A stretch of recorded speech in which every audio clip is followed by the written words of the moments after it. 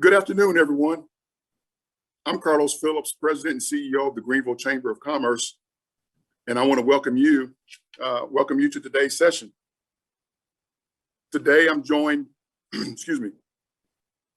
Today, I'm joined by Jimmy Etheridge, who is the President and CEO of Accenture North America. Jimmy, thanks for being here today.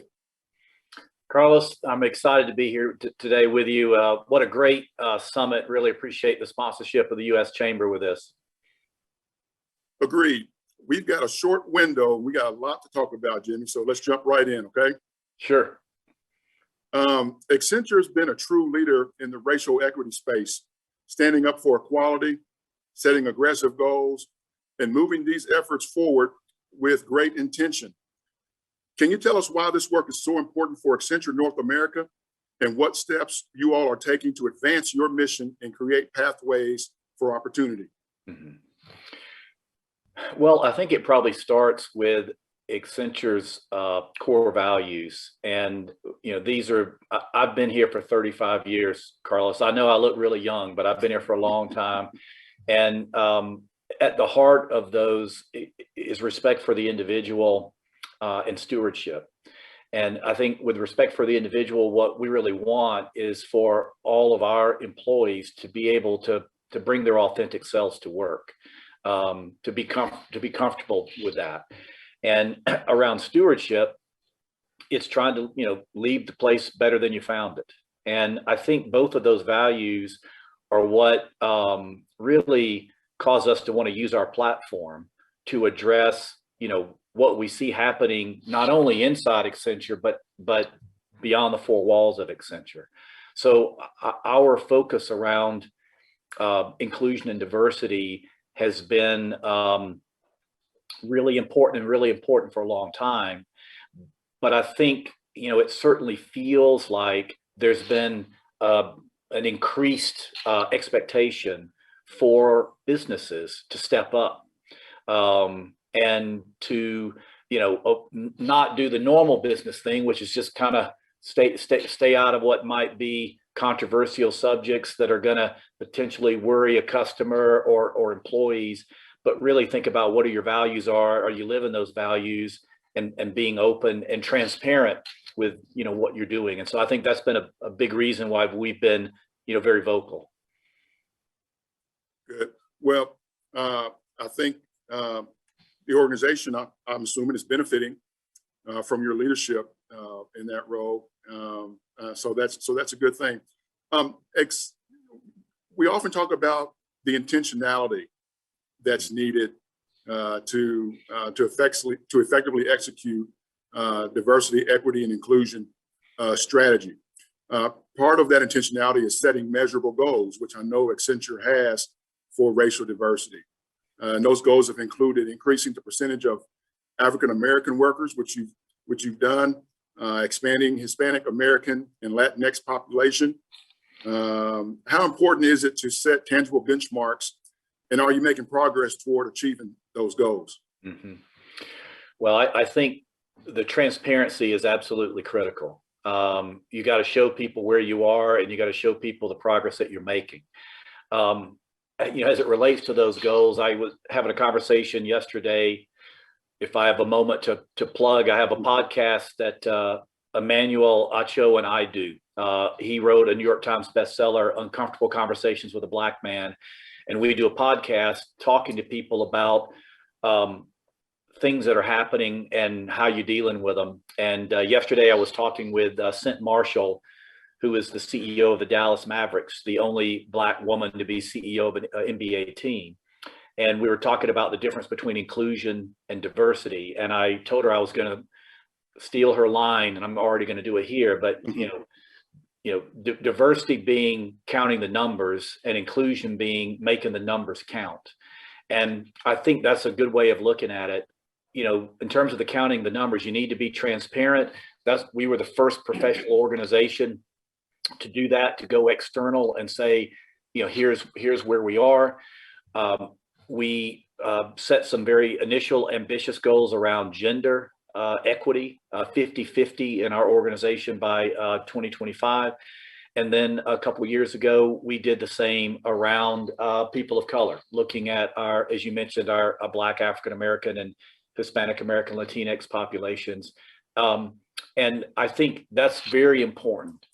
But in addition to that, it's not just about the numbers. It's about how does it feel for those employees to work in the organization. And to me, that's the part about making the numbers count. And that's where it's important to look at and be transparent about leadership roles. So it's not just what percent of your employees, but let's look at your leadership. Let's look at your board. How diverse is your board? And I think you've got to do both of those to really show people that this is about, as I say, you're shifting from optics to outcomes. You're really focused on trying to make those outcomes happen. Yeah, thanks for sharing that, Jimmy. You know, here at the Greenville Chamber, we're a small outfit. We've got about 25 employees, but, you know, we implemented the Rooney Rule. We borrowed it from the NFL a few years ago. And we haven't set goals in terms of we need a certain number of African-American associates or Hispanic associates. But what we try to focus on is making sure that we cast a wide net for talent.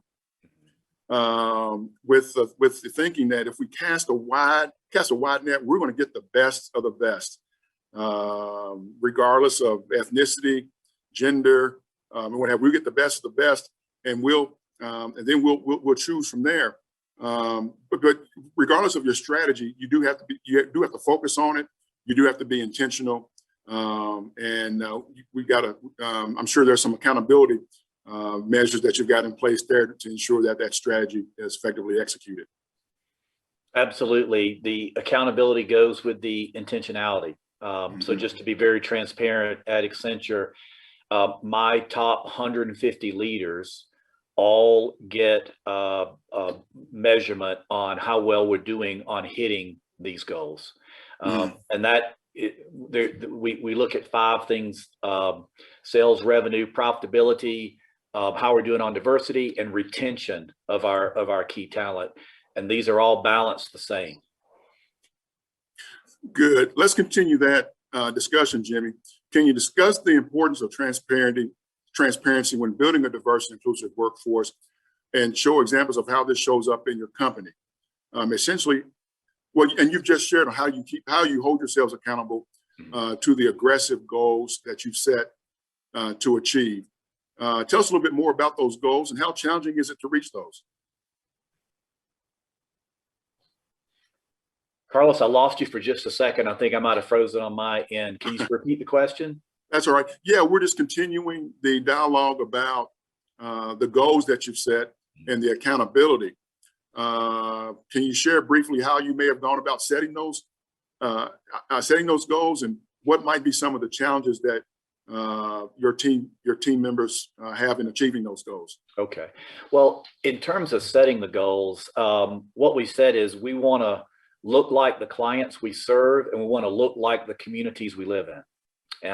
So for us, for Accenture in North America, we've got 80+% of our people in 7 large metropolitan offices, locations. And you can imagine New York, Chicago, Philly, Atlanta, Houston, Dallas, San Francisco, et cetera.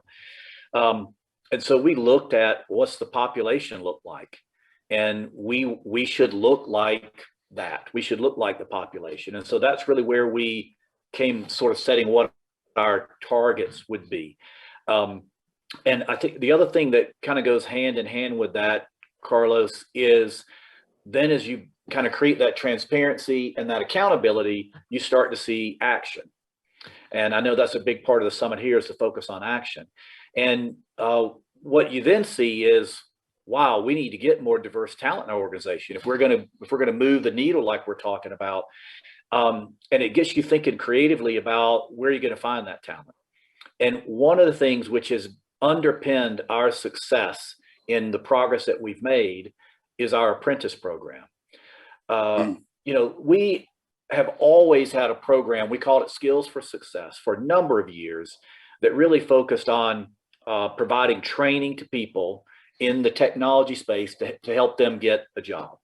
And it's, you know, if there's two things that we know at Accenture, we understand technology and we understand a lot about training and teaching around technology, because we have 65,000 employees here in North America, and we spend a lot of money on training. And a good thing for us is technology changes rapidly. That creates opportunity for us, but also means you got to do a lot of training. But, you know, the one thing about that Skills to Success program that I wanted to see us improve on is it's one thing to teach somebody skills, it's another to offer them a job. And we got interested in apprentice programs. We want to be able to pay people a livable wage while we train them for a job that's waiting on them at Accenture. But then as we tried to implement that, we ran into a problem that I hear from a lot of companies, which is, well, you know, when you look at the work that we do, you got to have a 4-year degree to do it. And Accenture's no exception to that. We think of ourselves as a very, you know, high prestige organization, consulting and technology firm. Well, but we really began to look at those jobs. And what we saw is there's a lot of them that you do not have to have a 4-year degree to be successful in. And so we changed some of the requirements with those jobs, which then opened up opportunities around this apprentice program. And 4 years in, we've hired more than 1,000 people through the apprentice program. Over 60% of those people are diverse. So it's provided a great pipeline of diverse talent for us. And by the way, these apprentices are currently doing cybersecurity, software engineering, artificial intelligence for us at Accenture. So, you know, the opportunity is there. The important thing is to be able to make sure you're creating these opportunities for the apprentice program. And, you know, you and I were talking before we got on here, Greg Case from Aon and myself have been doing a road show going around to a number of metropolitan areas, kind of working with the local, you know, senators or government, the chamber, the nonprofits that are involved in workforce development. And the most valuable thing I've seen that we could give to help these communities around the apprentice program is the work that we did, a playbook on how to create roles in your organization for apprentices. And the key thing is getting your business leaders working with your HR leaders to say, hey, I am comfortable. Let's look at these candidates. And for any of the companies out there that are looking to increase their diverse talent, the apprentice program is a fantastic way to do it. Well, Jimmy, thank you for sharing the highlights of that apprentice program. I knew we'd get to this point. I knew our challenge was going to be trying to stuff 10 pounds of potatoes into a 5-pound bag. Unfortunately, our time is up. But I do want to acknowledge that, you know, you're leading excellent work at Accenture. Appreciate your intentionality around diversity, equity, and inclusion there at Accenture. And of course, appreciate you carving out some time to share your thoughts and your leadership with the U.S. Chamber and the attendees on today's call. Thank you so much. Carlos, thank you for the opportunity, and really excited about this program and happy to be a part of it. Let's get you on that bus tour here to Greenville soon. Very good. All right, good deal. Thank you.